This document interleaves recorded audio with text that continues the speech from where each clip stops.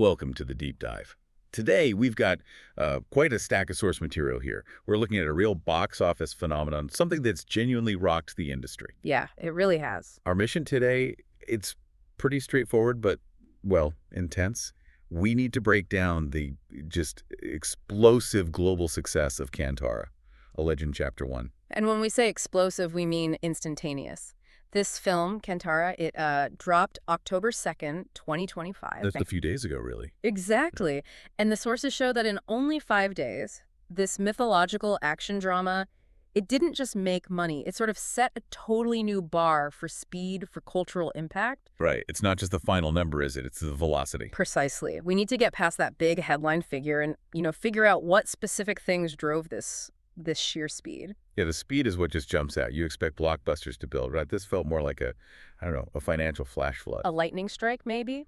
Yeah, something like that. So before we get into the actual numbers, and they are huge, let's just set the scale. We're talking Indian rupees here.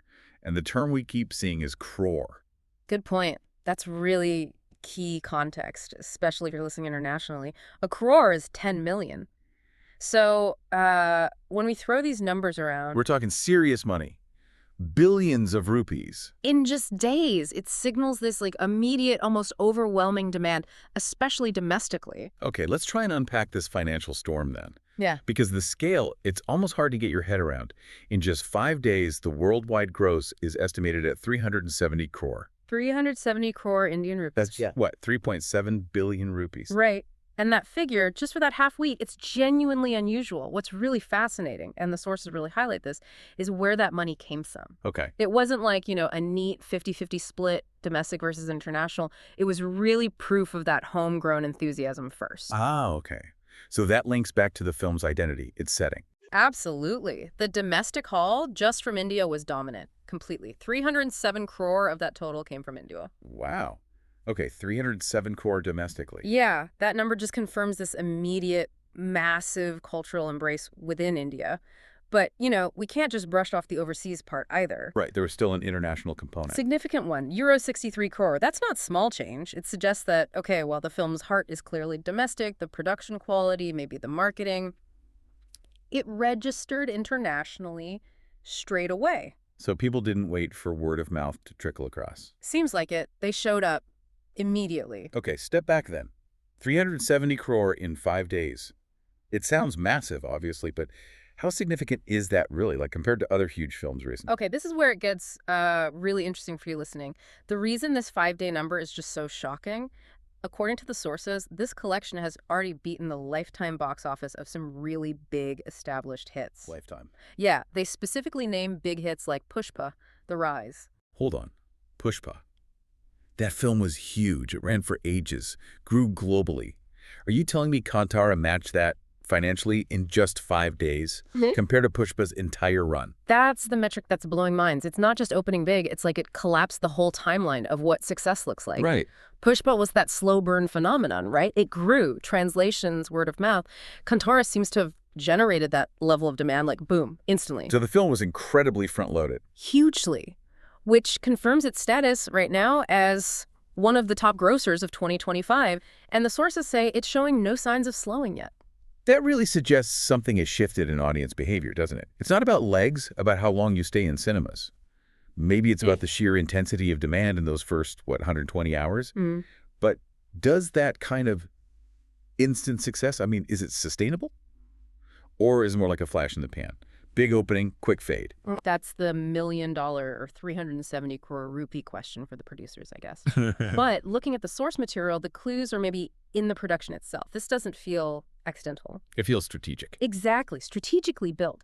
And if you connect that back, it suggests that when you get that mix right, the cultural connection plus high production value, the audience just acts, all at once. Immediate, crazy velocity. Okay, that's a perfect transition. Let's move from the numbers, the result of the success, to what might be driving it creatively. You don't get this kind of demand without something serious going on behind the camera. Precisely. And we have to talk about the person right at the center here, Rishab Shetty. Right. He's the star. And the director, both. That's key, I think, because having that single creative vision, especially when you're dealing with themes that are deeply cultural or mythological, it usually means a much more cohesive, authentic feel to the final film. Yeah, I find that dual role really interesting. The star director, they have this like intimate grasp of the story's rhythm, how the performance fits the big picture. You avoid that kind of fragmentation you sometimes get. And what's fascinating here is how that vision is rooted, geographically rooted. The film's identified as a mythological action drama, sure, but the sources keep stressing the setting. Pre-colonial Karnataka. That specific place and time. Yeah, it's not just wallpaper, it feels like it's the film's DNA. And that specificity, that commitment to a particular cultural anchor, well, it's obviously working wonders domestically, looking at that 307 crore number. But we also need to talk about the machine behind it.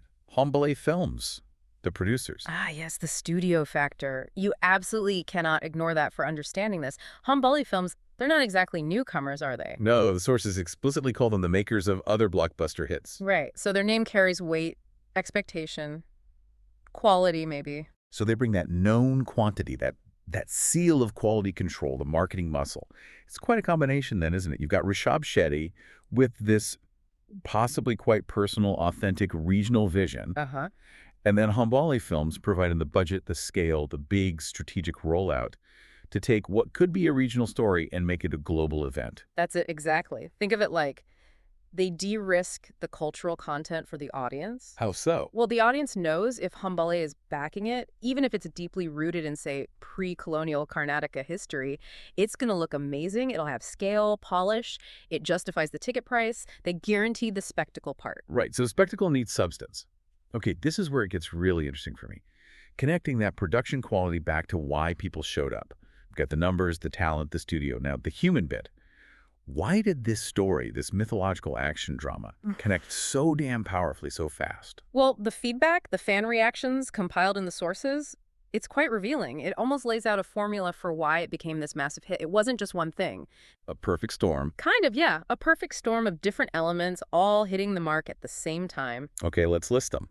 What are the specific factors the sources pull out? Because this is the recipe we're trying to understand. Audiences pointed to captivating story, brilliant performances, and deep cultural resonance. Those are kind of the heart and soul hooks. The emotional connection, the narrative pull, got it. But critically, they paired those with technical achievement. The other big factors mentioned were epic visuals and an engaging storyline.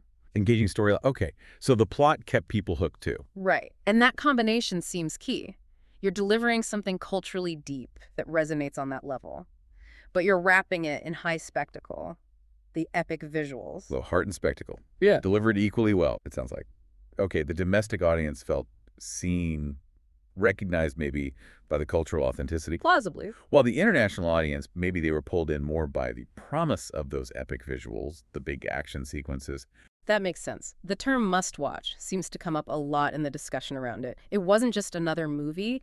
It became a cultural event, something you had to see right now. Interesting. And the fact that the roots, that pre-colonial Karnataka setting, are so specific, maybe that actually helped its global appeal, made it feel unique, authentic, not just generic fantasy. That makes sense. It backs up that idea that in today's super crowded global market, specificity can actually be a selling point if you're true to your roots and you deliver it with that epic scale. You capture both audiences, the core domestic, hence the massive 307 crore, and the globally curious, bringing in that strong Euro 63 crore overseas. Yeah. And that really shows the brilliance, maybe, of the Hombale Films strategy, right? Proven by this incredible speed. Take something deeply cultural, give it to a strong single voice like Shetty, and present it with the absolute best production values. Instant blockbuster. Okay, let's try and boil this down. A concise summary for you, the listener. What's the main takeaway from this 5-day deep dive into Kantara? A Legend Chapter 1's crazy success. I think the core lesson is about strategic velocity through specificity. The film got that incredible speed with a 370 crore in 5 days because it perfectly combined a few key things. Right. A huge domestic foundation, that 307 crore clearly driven by the cultural resonance, the pre-colonial Karnataka setting, Wow. all delivered with that guaranteed high quality from Hombale Films. And that mix didn't just do well, it reset the competition overnight. Yeah, it really proves that cultural depth if you amplify it with production excellence, can be the engine for these massive, instant global hits. It wasn't a slow build at all. Yeah. It was like an affirmation, proof of demand for authentic, high-quality stories that just smashed benchmarks like Pushpa in days. And the momentum it built domestically was just instantly exportable, which suggests a really, really optimized model for getting cultural content out there. Okay, this brings us right to our final provocative thought for you to chew on, based on all this. The sheer speed, that 5-day, 370 crore success of Kantara. A Legend Chapter 1, it showed that authentic, specific cultural roots aren't a limitation. They're a strategic asset. They can generate unbelievable velocity. So if Hombale Films keeps using this blueprint, single vision directors, hyperlocal myths, but global scale visuals, does this change the whole financial risk game for big, culturally specific projects? Yeah. Are we entering an era where deep cultural commitment done right almost guarantees a massive immediate return? What do you think?